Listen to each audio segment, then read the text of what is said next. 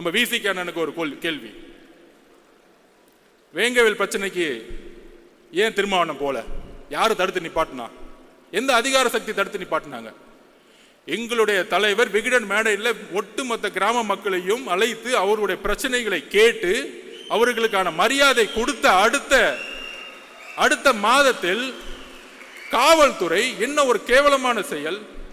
விகடன் பத்திரிகையில் அவர் பேட்டி கொடுத்திருப்பாங்க. அந்த 3 பேர் கைது செய்தவங்க, நாங்க மழை தண்ணி குடிக்கும் பொழுது கூட எங்களுக்கு இந்த அவமானம் இல்லை, ஆனால் நாங்கள் தான் அந்த தண்ணியை கலந்தோன்னு சொல்லக்கூடிய அவமானம், நாங்க தற்கொலையே பண்ணிக்கலாம்னு சொல்லக்கூடிய வேதனையை அந்த பேட்டியில் நம்ம பார்த்தோம்.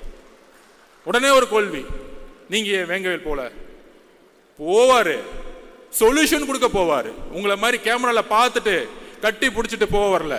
நிரந்தர முடிவு என்ன? இந்த பிரச்சனைக்கு நிரந்தர முடிவு என்ன?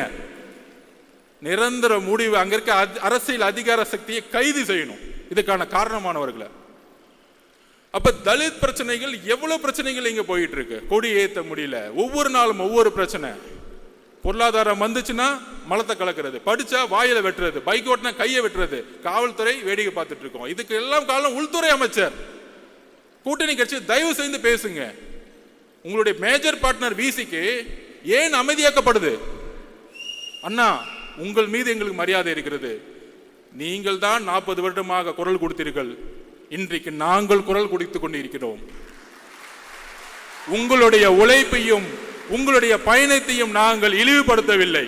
ஆனால் திமுக என்கின்ற ஒரு கட்சி உங்களை ஒட்டுமொத்தமாக வைகோ அவர்களை எப்படி கூட இருந்தே கட்சியை க்ளோஸ் பண்ணாங்களோ அதே மாதிரி விசிகேவை நீ க்ளோஸ் பண்ண வச்சுட்டு இருக்காங்க.